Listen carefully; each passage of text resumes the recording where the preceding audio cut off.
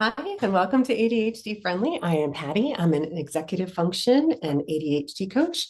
And every day I look for ways to create more ease in my life for my brain. And I bring what I find here to share them with you in the hopes that they might do the same for you. This is episode 243.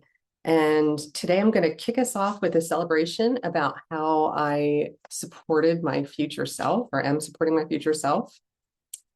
I also have a tip on how to get off the phone. So if you're somebody that struggles on phone calls, of figuring a way off of a phone call, if somebody's talking and you're going kind of longer in the call than you wanted to, got a tip for that. And then we'll dive into our main topic, which is why future you feels invisible when we have ADHD brains. So that is our topic, and this is the start. Let's go.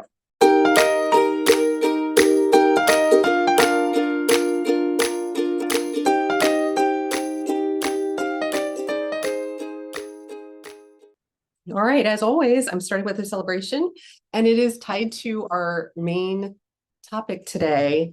And what I'm celebrating is that with my upcoming vacation, I am really leaning into my tools to support my future self in planning so that I'm able to relax and feel confident and grounded, kind of, there's anchors or holding me in place where I need them to. And specifically what I did was I searched for travel packing lists and just to see, like, is there something I should be bringing that I'm not thinking about? Because we're going to Ireland. And one of the things that I found when I searched for that, and a lot of the things are already on my list, but one of the things specifically that I did not was waterproof shoes. Rains a lot in Ireland. Apparently, a lot of our time is going to be outdoors. So I already have a good rain jacket, but I don't have waterproof shoes, or at least not waterproof shoes I could walk around on a, 8 to 10 hour tour all day and be comfortable in. So, I have like rain boots, but not like walking shoes that are waterproof. So I ordered a pair and ended up having to go exchange and try on different ones, but found the most comfortable pair. And I've been wearing them each day for my walk to break them in, and they're so comfortable. I'm so excited that I don't have to worry about my feet getting wet and being miserable the rest of the day. Something else might create an issue, but it won't be wet feet. So that's a huge future self win. And my second celebration tied to the same future self support is that I took the itinerary that my husband and I have been creating, that I've been whiteboarding and putting into like all the details, and then I put it into my weekly planner so I could see where we're going to be when. But my husband wanted a more visual itinerary, not my handwritten on my calendar planner. So I typed it all up and created a visual one for him that I now am noticing I really like. So I printed out physical copies and I took a screenshot and saved it in my photos so that if something happens and we, aren't able to, either we lose it or it gets wet because it's raining, I have a copy in my phone, and I sent one to him, so he has a copy as well. And I'm just feeling like I'm really thinking about my future self from focusing on it this past month, and it's really helping me to feel like I'm better prepared for my vacation. So that's a huge win for me. What I purchased this week, I purchased the shoes that I mentioned, and I purchased food for the trip. So we're packing a lot of like Cliff bars and I bought a thing of raw nuts. I'm going to put in individual little snack bags so that we can just grab them instead of spending a bunch of money on, or, struggling to look for things, having to eat something I don't really want because I'm starving, instead of having something that I can just kind of munch on to hold me over until we can, find what we actually want to eat. So that's always been an issue for me. So I've really mindfully purchased things that will help, that we can just pack in our luggage and take with us. All right. So now for my tip. I don't have a product for the week, but I do have a tip. And that's how to set up a short call. So calling this the short call setup. So if you are having a hard time, or you notice like when you get on a phone call with certain people, you have a hard time getting off of it, that can create, I know for me, a lot of resistance to get on the call in the first place. If I feel like, oh, all right, I haven't talked to them, I'd like to talk to them, but I don't want to be talking for an hour or more. Because as much as I enjoy it in the moment, it doesn't support my future self if it takes away time that I needed to do something else. So instead of avoiding those calls, I've tried to think of ways to support myself to get off the call. And for me, yep, my dogs are with me, having a good time playing. I sometimes support myself by starting the call off with a little, I call them back pocket phrases, just little things that I can say to plant that seed that I'm going to need to get off the call at a certain time or after a certain amount of time. And it makes it so much easier to circle back to that if I say it at the top of the call instead of looking for a place to interject it once the call gets going. At least that's been my pattern. And I know from a lot of the work I've done with clients over the years, it is not something that I am alone in. So if that's something that you struggle with, my tip is to start the call with a boundary to make it easier to get off the call. So your boundary is really that back pocket phrase. So I want to share a few phrases. Again, as with anything I share, take what works for you, leave the rest behind. It's just a place to explore what might work for you and to go from there. So my examples include if I'm answering or calling someone, I might just say, hey, I'm between tasks, but I had 10 minutes and I wanted to call you back. So it's letting them know that I really wanted to connect, but I have a limited amount of time. I might say I have a hard stop, like, oh gosh, I'm so glad that you caught me, but I have a hard stop at, this time, letting them know I'm going to have to go. Say I only have a few minutes today, but I'm glad that, we have a few minutes to catch up. So just kind of planting that seed that I can't talk for an undetermined amount of time. I have an opportunity to talk, but it's for a set amount of time. So during the conversation, if you didn't start with that phrase, or you did, but now you realize you've lost track of time, or you're reaching the point where you want to circle back and remind them that you do have a hard stop and you need to get off the call, you might say, I should really wrap this up in a few minutes. Is there anything we haven't talked about? Or, I like to always ask, like, is how are the rest of the family, the kids, that kind of thing. Or I might say, I want to be mindful of my time, and I'm going to have to end in a couple of minutes. So just don't want to have to hang up abruptly is something that I'll say. Or if you need to end and they aren't acting like they're really wanting to end the conversation, some things that you might say are, I'm so glad that we connected. Let's continue another time. So I'm literally looking for another time to schedule a call so that it creates that ease. So I'll literally get my calendar out and say, hey, I'm free next month on Monday evening. Are you free around 7? Right. So we're getting it on the calendar, and that can feel very intentional and structured to help. It helps me transition off of the call. Or I might say, it was so good to catch up. So it's kind of like prompting, like, hey, like it's getting late, but oh my gosh, it was so great to catch up with you.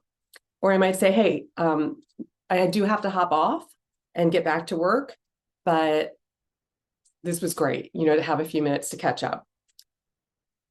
If you still have a sense of resistance that you might say it and try it, but you'll have a hard time following through, I'll even use an external alarm where I'll say, hey, I have a hard stop in 20 minutes. You're going to hear my alarm go off because when I talk to you, I lose all track of time and I want to enjoy our conversation, but not be late for the next thing. So that's what, the alarm's going to go off to remind me that I need to wrap it up.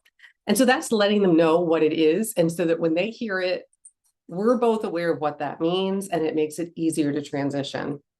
Or I might have, this comes up for a lot of us naturally, but the phone is getting ready to die, or my AirPods are getting ready to die. So I want to wrap up before they do, so that we're not just suddenly like the conversation just ends in the middle of a sentence. My life hack calendar that gives me a tip every day had this suggestion. It's a little, I hate to say aggressive, but that's how it feels to me. But I'm sharing it in case it would work in certain circumstances with certain people for you. And that was to say, they said, if you're stuck on an annoying call with someone, this would have been great for my grandmother when she was still alive, because she had a tendency to go down a really negative loop, although she wouldn't have understood this phrase, I don't think, but to switch to airplane mode, because it gives the person, if you're talking on a cell phone, the message says call failed instead of call ended. So it looks as though your phone either died or you went out of a service area instead of you hung up on them. So I thought that's an interesting way to approach it that I would not have thought of. So I'm just sharing it in case that might work for you.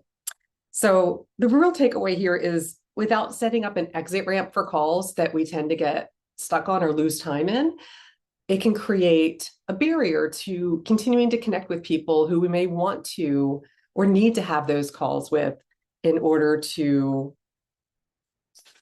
for me, like I have certain people I've had to talk to over my life that I didn't love talking to them, but they were kind of like the gateway to somebody I needed to get to find out how they were doing and that kind of thing. So conversations can stretch, they can drain our energy or unravel the rest of the day. So it's just a tip to help you to manage that with a bit more ease. If you try something out to help you set up a short call, love to hear how it goes. This is episode 243.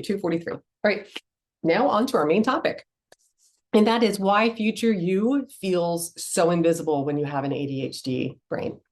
So my connection to this comes from my daily future self challenge. So our future self is anytime that's not now. It can be myself 5 minutes from now. It can be myself later today, tonight, tomorrow, all the way into as I'm planning my vacation, right? So I'm kind of like stretching my future self. When I work with students, it's how do we help you see that your decision today will impact your grade for this semester and then potentially your ability to reach your goal while you're in school, when right now, like the party tonight feels so much more sparkly than studying for an exam, that the grade will impact you in some way, but it's so disconnected. It's so future you impact that it's hard to really stay tethered to it. So for me, I've really struggled more recently with, if I eat breakfast, I intermittent fast. And what that means is I try to eat within, like, for me, it's usually like a 7-hour window. So if I eat breakfast at 6 a.m., I'm finishing eating for the day at 1 p.m. with my lunch. And my struggle comes with committing not to eat anything to snack on before I go to bed, so that I'm not eating again till the next morning for breakfast. But I can get into these patterns where I'm like, okay, I'll just have this one little thing, even though I promised myself in the morning I wouldn't do it. The reality is, if I get hungry later on, I can talk myself into, oh, it's just blank. It's just this, or I'm just going to have, a few, or, I'm hungry because I ate earlier today and I finished up eating earlier. Or maybe I didn't eat as much as I should have to sustain myself. So I'm going to need to eat something else. I'll explain it and rationalize it. If this kind of thing feels familiar to you, that's an example of our future self being invisible. We make plans now for our not now self. And right now that feels like, absolutely, there's no way that's not going to happen. I'm going to do it. But our future self arrives at that time that we planned for without the tools and the capacity to navigate it successfully. So some other examples include, maybe you promise that you'll get to bed early to be ready for a big test or meeting the next morning, and then you stay up late despite knowing you're going to pay for it in the morning. It's that, yeah, you know what? My future self will deal with it. We're disconnected from the reality of what that's going to feel like. We push it to our future self because it feels like that's a different person. And that other person will arrive with more energy and more motivation, and they'll figure it out. We've got great optimism for that future self to be able to handle something that our immediate now self cannot do or doesn't feel like doing. You might also decide that this is the last time you're going to put off refilling your prescription. So that gets another example. Like if you like struggle to get it filled, and when you get it, you're like, oh my gosh, I am so glad. Now I've got like a whole bottle of my medicine. I'm not going to do that again. Again, in the moment, feels so absolute. But as the month goes on and the prescription amount in your bottle gets lower and lower, you might find yourself repeating those patterns. And again, it ties to that feeling disconnected, like your future self is invisible and a separate person from you. This is literally our now, not now brain. It's how we're wired. So when you think about now, it's literally how you're feeling right now. So it's why a lot of times you'll hear, don't go grocery shopping when you're hungry, because if you're hungry, everything ends up in the cart. It's like, oh my gosh, well, yeah, I would love to have that. And then you're ending up, when you're not hungry anymore, like, why did I buy all this food? I have all of this stuff. I couldn't even eat this much food before it goes bad. I always think of it of when my kids were younger, they would not want to pack a lunch or wear a jacket when it was cold outside because they weren't cold or they weren't hungry. They just had breakfast and they were like, I'll be good. I'll be fine. And so they wouldn't bring a jacket or they wouldn't pack a lunch. But then when lunchtime came around or when recess came around and they were supposed to, play outside, they didn't have their lunch or they didn't have a jacket, but they didn't learn from this pattern. It was really something for me that I learned when I did my ADHD coach training that is really one of those kind of tells of an ADHD brain is repeating the same pattern despite evidence that it's not working. So it's like, okay, well, next morning, you're not hungry again. You had breakfast, so it doesn't feel urgent to pack a lunch. So you're also not cold, so you're not taking a jacket, and it just goes on and on. So future events don't feel emotionally real until they become urgent. So when you're hungry, it's like, oh, well, yeah, I'm going to pack a lunch, or now I'm going to have to buy a lunch because I am hungry. Dr. Russell Barkley calls ADHD less a disorder of knowing what to do and more a disorder of doing what we know. So we know what we need to do, but we're not doing it. That's really the bottom line. We know what we need to do. We know what happens if we don't do it. We know the consequence, and we still don't do it. That's one of the things that we'll judge ourselves for the most, and other people will look at us and say, well, why didn't you just blank? It's that connection to our now, not now self that can really be a big reason why we struggle in this area. So ADHD is not a disorder of knowledge. It's a disorder of performance. It's doing the things we need to do because we know we need to do them, but actually implementing them.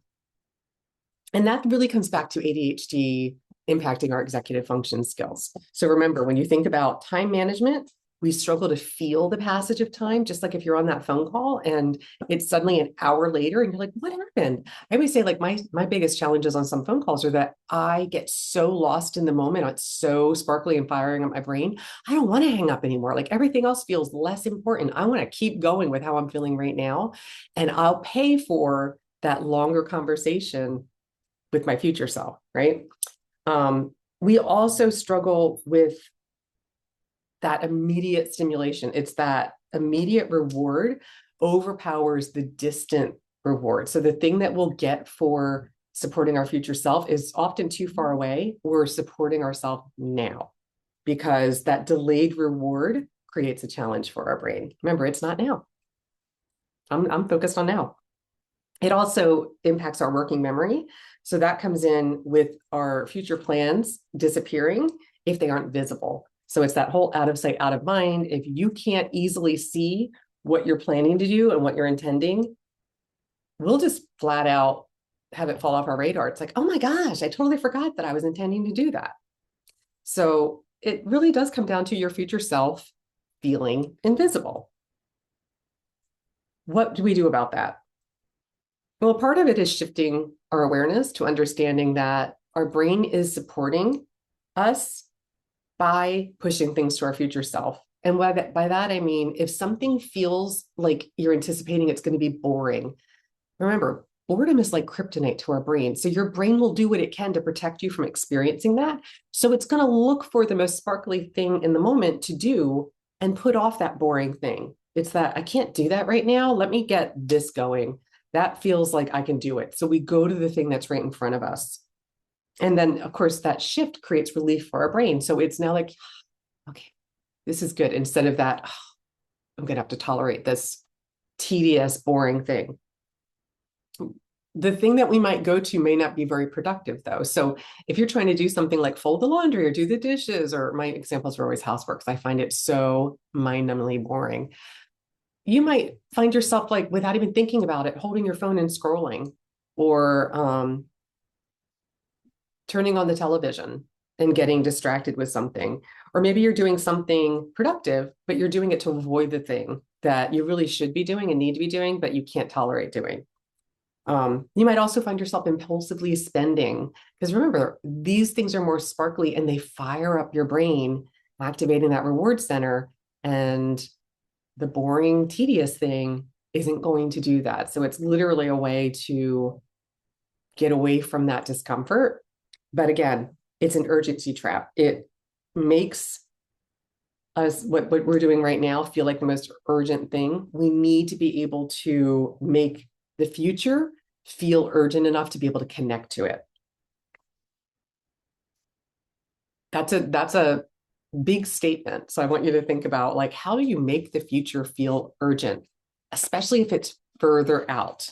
So here's a few what I call future you strategies. You have to make your future self visible.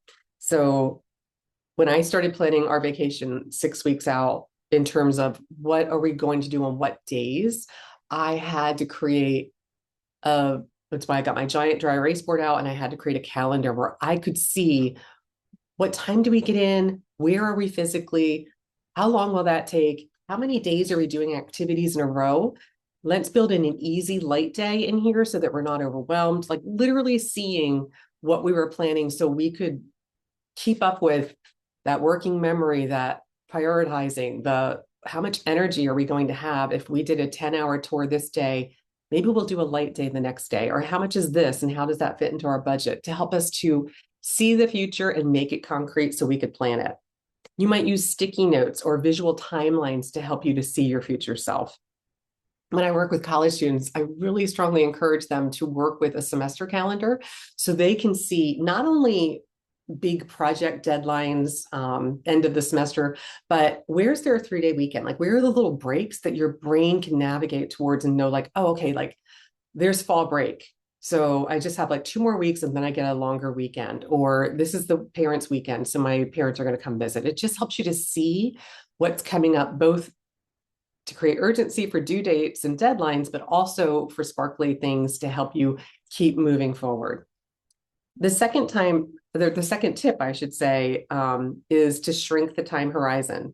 So if you're trying to set a goal for yourself a year from now, that might be a really long, like a big time horizon stretch. So maybe shrink it a little bit for big goals or big projects and focus on, what can I do today? What can I do this afternoon? Or what's like one tiny step I can take? If this is my ultimate goal, what's one thing I can do today? So we're focusing on the short term to help future you. So it's, if I have 10 minutes every day to do something towards this bigger goal, what is it and how can I track it and see it? So I'm seeing that time horizon. The third tip is to reduce friction for future you. So anything that we're trying to build into a routine and do has to be sustainable. If you have the feeling of resistance when you go to do something that you're asking yourself to do repeatedly, it is a red flag to pay attention to.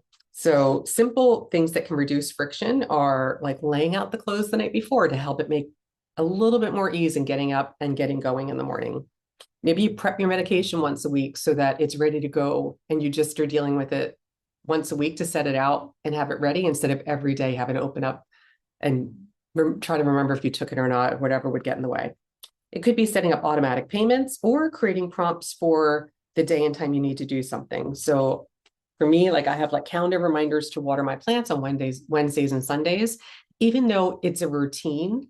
that prompt helps to make sure I don't forget and I get to check it off. So it's a little dopamine reward for doing it. My fifth tip is to focus on self-compassion. Notice where you are now and meet yourself there. Don't beat yourself up for not being where ideally you'd like to be. Meet your expectations so that you can be aware of your patterns, tweak what you would need to work better, and celebrate those wins as you build to where you're trying to ultimately get. So you might ask yourself, what's one thing I can do to make following through easier? Or what tends to be invisible until it becomes urgent? Look for those patterns that get in your way over time. Because if the future is invisible, the ADHD brain treats it like it doesn't exist. And future ADHD you often depends on making the future easier to see and feel. When I was preparing for this, if you're still hanging out and listening to this topic, I encourage you, if you're not on YouTube, go to YouTube to see this, because I used AI to create an image because I had this picture as I was mapping out what I would talk about in this episode, of a cutout of myself on the wall, like a picture that I would put Post-it notes. It would be future me representation. And I would put Post-it notes every time I delayed a task. I would write it on a Post-it note and stick it on my future self cutout to see visually how much I was pushing to that future self, so I could feel the impact more concretely. And so I asked AI, and I apologize if my daughter was like, I cannot believe you're making it an image with AI. Sorry, I don't draw. So it is what it is, but I created this and it just made me laugh, because when I saw it, I was like, that's exactly what I think about. And it's a visual. You can just have a small little like stick drawing on a piece of paper that you stick Post-its with some visual way to connect when you make a decision to push something from today to your future self, to remember what the things are, but also to see how many things are you putting on your future self to help create that awareness and that connection to the impact on future you. All right. That was a big one. Okay, let's wrap this up. Finally, I have my book of the week. It is an older book. I think this came out in 2015, but I learned that it's being turned into a movie. It's coming out in February of 2027. It's The Nightingale by Kristen Hanna. And this is historical fiction. It tells the story of two French sisters who are fighting for survival and freedom during the German occupation in World War II. I read this book 5 or 6 years ago, but when I heard it was in production with the actors playing the two sisters from the story are Dakota and Elle Fanning, of course, sisters in real life, I had to read it again. And I didn't remember all the details, so it was really fun to dive back into this. And I gave it 4 out of 5 stars, really enjoyed it, even on the second read, and highly recommend it. So if you haven't read it yet, it's a really fascinating book about World War II in France. And if you have read it, but you want to dive back in before the movie comes out in February, just a reminder, it's a good one. All right, finally, my quote from the week, and this is from The Nightingale. And the quote is, "Love has to be stronger than hate, or there is no future for us." That's it. All right. Have a good rest of your day, week. And if you have some ways that you support your future self that you would like to share, celebrate, we all learn from each other, would love to hear it. This is episode 243. Until next time, tally ho.